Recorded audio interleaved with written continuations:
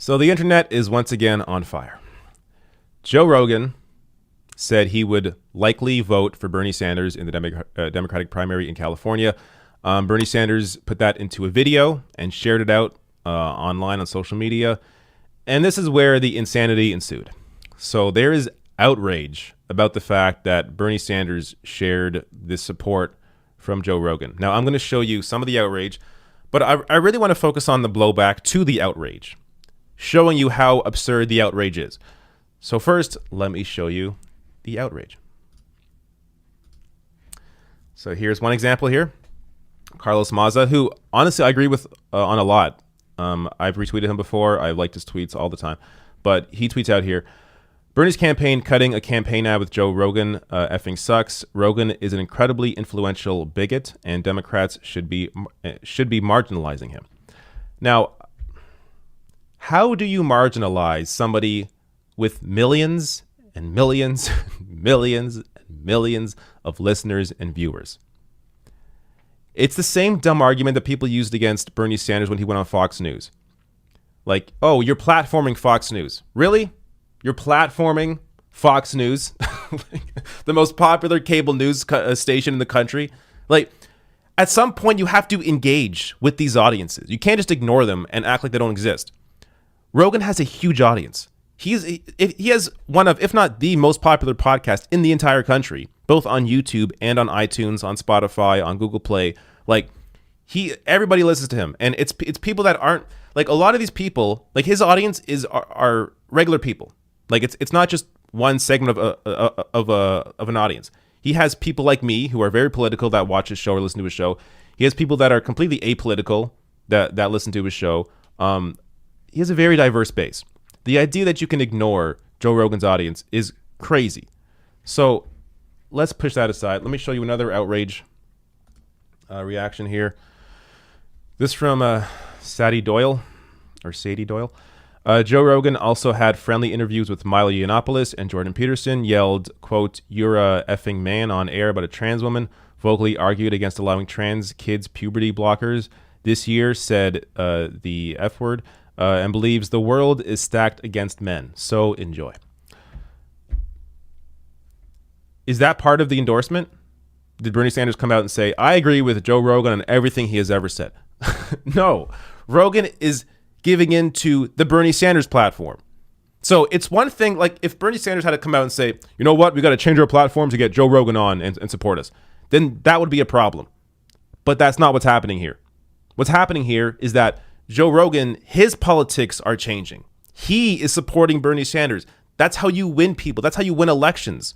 You have to be able to speak to people who are largely apolitical, who largely aren't really into politics. But you can get them with your message of compassion, of supporting policies that will actually lift people up. So Joe Rogan here is the one giving in to Bernie Sanders, not the other way around. So let me show you some better responses to this. As you can see here, I have a lot of tweets to share, but I saw a lot of great tweets, so I want to get to all of them.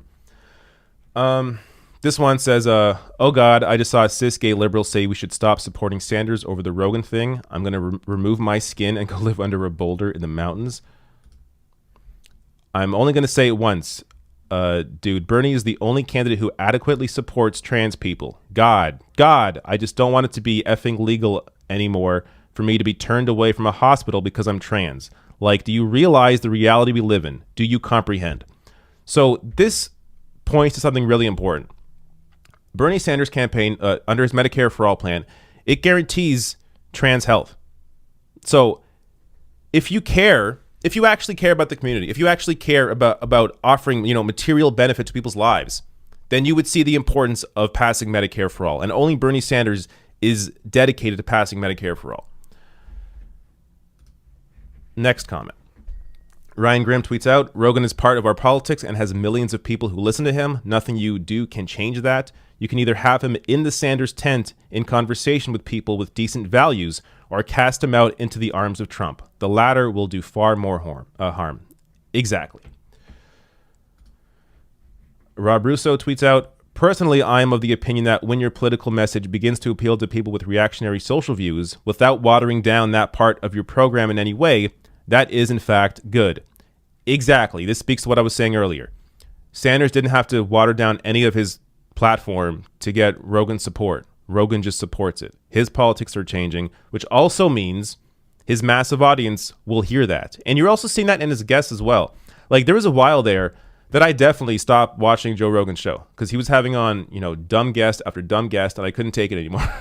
But now, more recently, he's been having on better guests. So I am seeing, and look, I'm sure he'll have on some idiots again, 100%.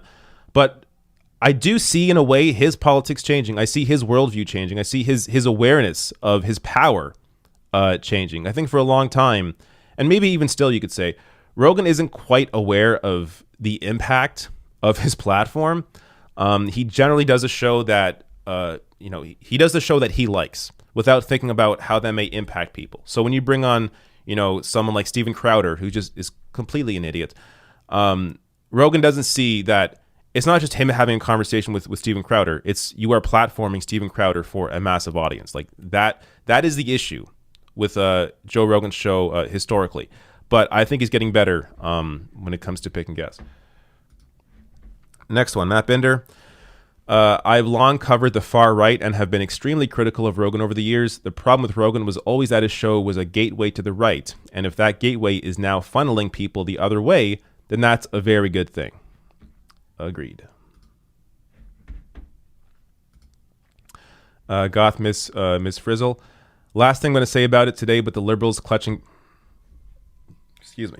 Last thing I'm going to say about it today, but the liberals clutching pearls over this endorsement are the same people that have spent the past 4 years pontificating about the need to court reasonable Republicans. Yep. Terrible rat. I'm trans and realize that Joe Rogan endorsing Bernie is a good thing for the simple fact that he is one of the most influential voices in America. That's not a joke. He is more influential than some A-list celebs. In politics, you got to take what you can get and fight like hell. Michelle Goldberg. Bernie is not my candidate, but it seems obvious to me that he was right to take the Joe Rogan endorsement. One premise of his campaign is that he can win some number of alienated men with reactionary social views to the left, and this is proof of concept. Mike from PA.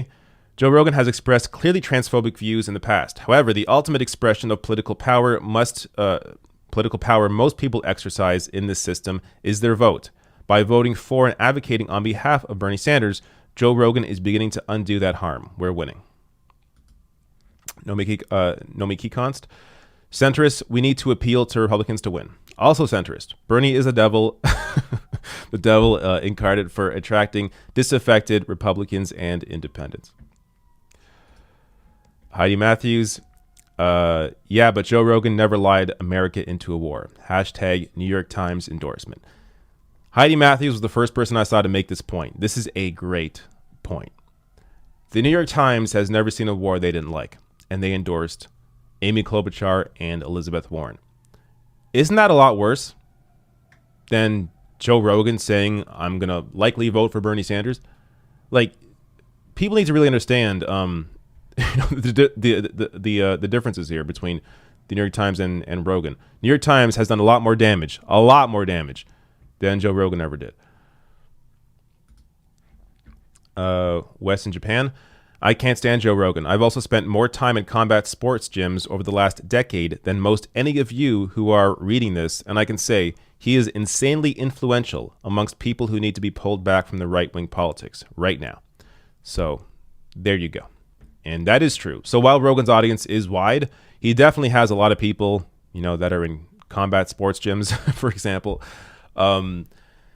that listen to Rogan, and these are the kinds of people that you want supporting Bernie Sanders because you were able to change their minds. Like, this is not about, it's not about welcoming dumb views into the movement. It's about welcoming this vote and then helping to change their minds on the dumb views that they have. A couple more here. Aisha Ahmed. Joe Rogan is what most Americans are like. Curious, not super engaged in the nuts and bolts of the political process, politically incorrect, but not maliciously so. If you think Bernie shouldn't have celebrated his endorsement, you are not ready to fight for someone you don't know. And the last tweet here is mine. Because this is sometimes I'm better at forming opinions in writing than I am speaking them out loud. People have this weird assumption that everyone has a fully formed opinion on the things they do. No, people often form dumb opinions off morsels of misinformation. They are not evil people. They are people whose minds you change by engaging with them. So this goes to the point that I was making earlier. To change people's minds, like the Rogan audience, the part of the Rogan audience that has reactionary, social politics, you have to actually engage with them. You're not going to change their minds by marginalizing them. That doesn't work. So there is nothing wrong with this endorsement, and don't let anybody tell you so.